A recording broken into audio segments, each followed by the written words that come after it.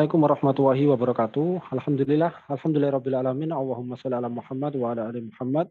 Pemirsa Khilafah News dimanapun Anda berada, salam jumpa kembali bersama dengan saya Aziz Rahman di program Kabar Petang, edisi Jumat 30 Juni 2023.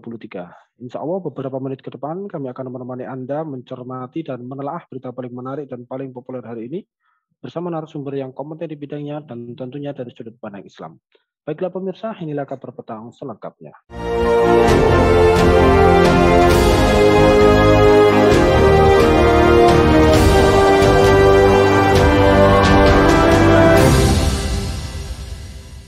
Pemirsa, Menteri Koordinator Bidang Politik, Hukum, dan Keamanan Menko Polhukam Mahfud MD membeberkan 3 langkah hukum yang bakal diambil dalam menyelesaikan persoalan Pondok Pesantren Al Zaitun di Indramayu, Jawa Barat.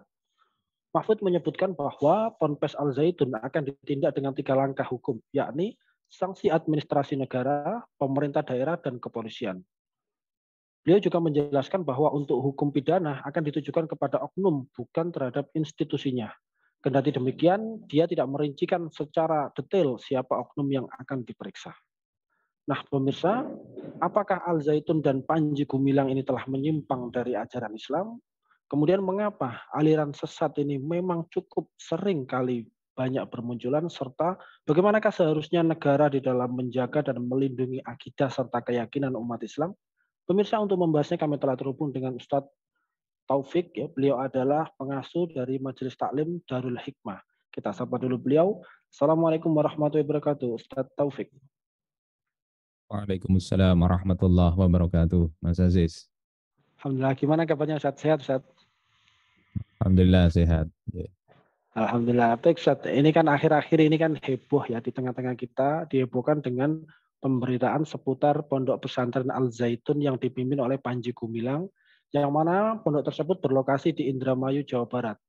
Nah, menurut Anda ini, Ustadz, apakah Ponpes Al Zaitun ini menyimpang dari ajaran Islam? Atau seperti apa ini? Mohon tanggapannya, Ustadz. Oke, sebetulnya ini kan kasus lama ya yang mencuat kembali sekitar 21 tahun yang lalu, 2002. Itu MUI kan juga sudah meneliti selama kurang lebih 4 bulan. Dan memang ini bermasalah. Kemudian ini muncul menjelang pemilu, tidak tahu kita ini arahnya kemana. Kemudian investigasi gabungan dari MUI Pusat dan Jabar itu juga serupa lah, semakna. Ketua MUI misalnya Pak Khalil Nafis itu juga menyatakan ini terindikasi menyimpang dan menganut ajaran sesat. Jadi mulai dulu ya seperti ini. Ya baik, Ustaz. Ini kalau kita melihat terkait dengan aliran menyimpang atau aliran sesat, sebenarnya apa kriteria sebuah aliran itu dianggap sesat? Mengapa hal seperti ini sering kali bermunculan di Indonesia? Mohon penjelasannya, Ustaz. Kita bisa lihat sebetulnya untuk menentukan sesat apa endaknya dari ajaran Islam ya. Kalau di luar ajaran Islam, di luar kaum muslimin tidak kita bahas. Tapi kalau kita lihat dari Islam sendiri ya, pertama kalau mengingkari hal-hal yang sudah mujma' alaih, sudah menjadi konsensus umat Islam, maka itu ya dikatakan telah keluar dari Islam bahkan. Ini sebagaimana di dalam kitab At-Ta'rifat Imam Al-Jurjani, beliau menyatakan wal farqu huwa anna jahidal khabaril mutawatir yakunu kafiran bil ittifaq. Jadi ada beda antara khabar ahad dengan mutawatir. Apa bedanya khabar mutawatir ini? Kalau orang yang mengingkarinya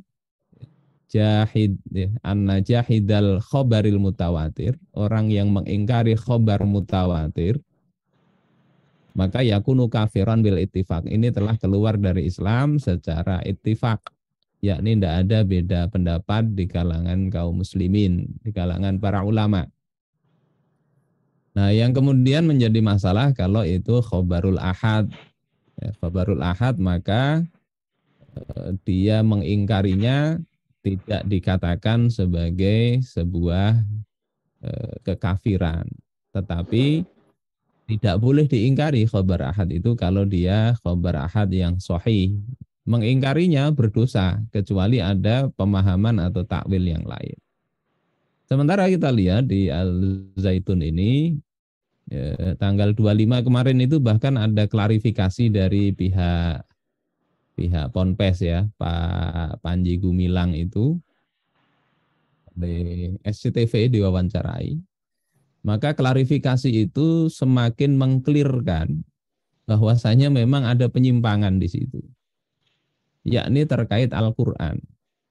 Dia katakan Al-Quran itu bukan kalamullah, tapi itu adalah ya ucapan Rasul yang didapat setelah mendapatkan wahyu dari Allah Subhanahu wa taala. Jadi ini hal yang enggak pas di dalam kaum muslimin ya semenjak dulu sampai sekarang, bahwasanya Al-Qur'an itu memang kitabullah. Makanya dikatakan wa kutubihi. Hinya itu kepada Allah, kitab Allah Subhanahu wa taala. Sehingga tidak tepat kalau Al-Qur'an itu dikatakan sebagai kalam Rasul setelah mendapat wahyu Allah. Kalau kalam atau perkataan Rasul setelah mendapat wahyu Allah itu ya as-sunnah, ya, hadis bait, hadis qudsi maupun yang bukan hadis qudsi, hadis nabawi biasa. Jadi ini yang inti yang saya lihat sangat parah itu di situ. Sehingga dia tidak mengatakan Al-Qur'an kalamullah. Dia katakan qala Rasulullah sallallahu alaihi wasallam fil Qur'anil Karim. Ya, bahasan dia itu. Ini Rasulullah berkata di dalam Al-Quran. Sementara mestinya kan qala Allahu ta'ala fil Qur'anil Karim. Allah yang berkata. Ini hal paling mendasar saya rasa, kalau sekedar softnya renggang ya, itu ya paling penyimpangan dalam kalau kita berhusnudzon mungkin tidak paham ayat saja atau nggak paham hadis, memahaminya keliru, itu sudah parah juga, tapi yang lebih parah adalah ini. Sementara para ulama mendefinisikan Al-Quran itu adalah kalamullah. Ya, anzalahu ala rasulihi Muhammadin sallallahu alaihi wasallam. Al-Quran itu kalamullah. Perkataan Allah Ta'ala. Yang Allah turunkan kepada Rasulullah sallallahu alaihi wasallam. Biwasitatil wahyi, dengan perantaraan wahyu, yakni Jibril alaihissalam, lafzon wa ma'nan. Lafaznya dan maknanya. Ini yang membedakan dengan hadis. Kalau hadis itu wahyu dari Allah, tapi maknanya, lafadznya dari Rasulullah Shallallahu Alaihi Wasallam. Efeknya apa? Ya, bedanya kalau Al-Quran itu justru menantang umat manusia untuk membuat yang semisal. Membikin yang semisal. Suruh ayo jak kerjasama. Kalau ragu-ragu dengan Al-Quran, ya fa'tu bi suratim mim misli. Datangkan satu surah semisal Al-Quran ini. Tantangan, karena apa? Bukan sekedar makna dari wahyu Allah, tapi lafzon, lafadznya. Sehingga mengingkari satu huruf dari Al-Quran, itu sama saja mengingkari Al-Quran. Ini bedanya. Sementara as-sunnah itu tidak menantang.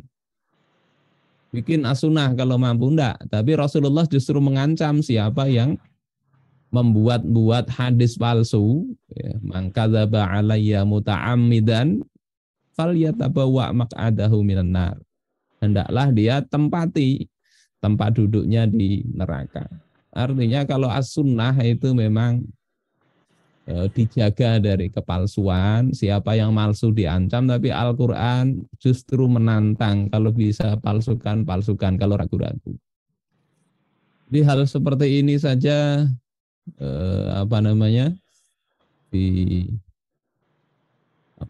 ditolak, yang paling mendasar ini saya rasa begitu. Ya baik, Ustaz. Ini kalau kita melihat dari sejarah panjangnya, sebagaimana jenengan singgung di awal tadi, ini Al-Zaitun ini sudah lama ya, bahkan kasus ini sudah lama. Nah, kira-kira apa ini? Mengapa hal seperti demikian ini bisa terjadi ya? sebuah ajaran yang bisa dikatakan menyimpang ya. Ini sudah diketahui sejak lama, tetapi bisa tetap eksis. Apakah karena sekulerisme yang terjadi ada di tengah-tengah negeri kita, atau seperti apa menurut Ustadz? Ini mohon maaf, kalau kita baca dari sisi banyak literatur ya, ini memang sengaja dipelihara. Jadi sengaja dipelihara. Ada petinggi intelijen yang memang terlibat di situ. Kenapa bisa begitu? Ada buku itu yang bagus juga dilihat analisisnya Al-Haidar ya tentang NII KW 9, Negara Islam Indonesia Komandemen Wilayah 9. Dulu saya baca tahun 2000 berapa itu, 2000 awal-awal itu. Sekarang ini sepertinya ya terkonfirmasi. Tadi pagi saya dapat video bagaimana hubungannya itu dengan memang lembaga negara, entah itu resmi atau oknum. Tapi kalau oknum, dia oknum pimpinan. Jadi memang kenapa bisa eksis, ya dipelihara. Dipelihara. Untuk apa dipelihara? Ya untuk digunakan. Untuk digunakan apa? Salah satunya itu saya melihat adalah untuk menggebuk ya pihak-pihak yang kemudian menginginkan Islam itu diterapkan dalam struktur dalam pemerintahan. Kemudian muncul lagi isu ini Az-Zaitun ini. Ini kan kemudian digiring opininya memang ke NII. Sementara NII yang dulu ya itu banyak faksinya yang agak betul ditumpas. Nah, yang muncul seperti ini sengaja dibikin. Sengaja dibikin. Ya gunanya itu. Ketika ada opini masyarakat nanti kan ada takut ya. Takut itu kalau bicara Islam, bicara negara dan sebagainya itu nanti langsung kayak folder itu ada shortcutnya, diklik di situ, larinya langsung ke Al-Zaitun. Sepertinya begitu. Ya, Termasuk baik. opini mungkin terkait pilpres ini bisa jadi ada itu ya. Atau opini nanti ada korupsi 349 triliun yang kemarin itu ada dana itu investigasinya jadi tertutupi kan? Nggih gitu. Ya, baik. Sepertinya memang ada banyak kepentingan Ustadz ya terkait dengan kasus Al Zaitun ini. Nah, terakhir Ustadz, ini kalau kita kembali lagi kepada peran negara, ya, ini terutama di dalam menjaga dan melindungi akidah umat Islam. Seharusnya seperti apa ini negara memberikan perlindungannya di dalam melindungi akidah dan keyakinan umat Islam? Negara harus berbuat seperti apa? Mohon penjelasannya. Nggih, negara itu di dalam Islam fungsinya memang untuk menerapkan Islam, menjaga Islam. Makanya Rasulullah Shallallahu Alaihi Wasallam ketika beliau mau hijrah ke Madinah, itu beliau diberi wahyu oleh Allah untuk berdoa. Wa qur rabbi adkhilni mudkhala sidqin wa akhrijni mukhraja sidqin waj'al li min ladunka sultanan nasira. Kalimat terakhir waj'al li min ladunka sultanan nasira, jadikan untukku dari sisi engkau kekuasaan yang menolong. Apa maksud kekuasaan menolong? Ya, Qatadah itu menyatakan nasiron li kitabillah, menolong untuk kitabullah. Menolong apa? Wali hududillah, menolong untuk tegaknya hukum-hukum Allah. Wali faraidillah, dan menolong untuk tegaknya kefarduan-kefarduan dari Allah Subhanahu wa taala. Wali iqamati dinillah, dan untuk menegakkan agama Allah. Jadi memang fungsi atau peran utama negara itu ada itu untuk tadi supaya Islam itu bisa diterapkan, dan dengan diterapkannya itu akan membawa rahmat bagi seluruh umat manusia. Sehingga fungsi utamanya di situ, mengemban dakwah juga ke seluruh penjuru dunia. Karena itulah Rasulullah Shallallahu Alaihi Wasallam tidak ada tawar-menawar di dalam urusan kekuasaan itu. Kalau tidak digunakan untuk Islam, beliau tolak. Kalau tidak sesuai dengan syariat, beliau tolak. Itu tawaran dari Bani Amir bin So'so'ah. Nah, karena itulah ketika negara itu sudah ada, mestinya segala sisi dari sisi pendidikan itu umat memang harus dijaga, dijaga. Kurikulum dan sebagainya ini mesti disesuaikan, diarahkan agar orang ini punya keimanan yang kuat. Kemudian yang kedua dari sisi kebijakan. Kebijakan enggak banyak bermanfaat itu kalau kurikulumnya bagus, tapi kebijakannya itu tidak sesuai dengan Islam. Yang ketiga dari sisi keteladanan.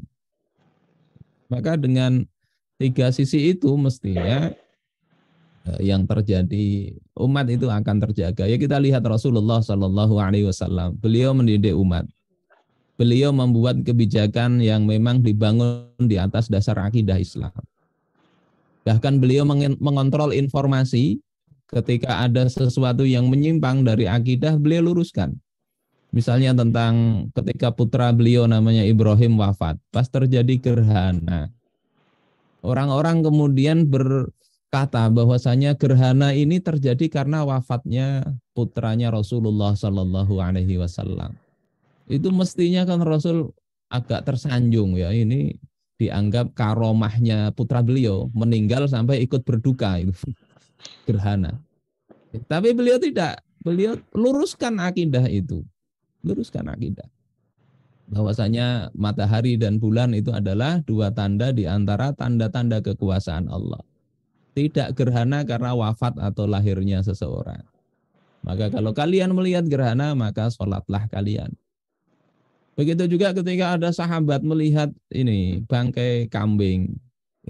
Beliau itu langsung mendidik sahabat tadi, menjelaskan bagaimana perbedaan atau antara dunia dengan akhirat. Beliau katakan dunia itu ya seperti bangkai kambing itu. Yang kalian ketika disuruh membeli ya, 1 dirham pun tidak ada yang mau. Dan banyak hal, bahkan sampai dalam peperangan ada sahabat yang jarinya terputus. Beliau tanamkan akidah kepada sahabat itu. Ketika beliau di dalam gua dikejar pasukan kafir Quraisy, beliau tanamkan akidah kepada sahabat Abu Bakar As-Siddiq. Jadi pendek kata, ini tugas kita semua, negara maupun para ulama, ini wajib melindungi akidah dan keyakinan umat baginda Rasulullah Sallallahu Alaihi Wasallam. Begitu Mas Aziz. Ya baik, syukran wa jaikum khairan kasiran. Terima kasih kepada Ustadz Muhammad Taufik atas penjelasannya dan juga terima kasih atas kehadirannya di Kabar Petang pada edisi kali ini. Insya Allah nanti kita ketemu lagi di lain waktu dan lain kesempatan. Semoga panjenengan dan keluarga sehat selalu dalam lindungan Allah Subhanahu wa taala. Assalamualaikum warahmatullahi wabarakatuh, Ustadz. Waalaikumsalam warahmatullahi wabarakatuh. Baik pemirsa, demikianlah Kabar Petang pada edisi kali ini. Semoga Anda mendapatkan banyak manfaat dari kami. Jangan lupa saksikan kami besok di jam dan channel yang sama. Dan jangan lupa juga like, comment, share, subscribe, serta klik tekan tombol loncengnya agar tidak ketinggalan update terbaru dari Khilafah News. Karena hanya disinilah Anda akan mendapatkan informasi aktual, terpopuler, dan tentunya dari sudut pandang Islam.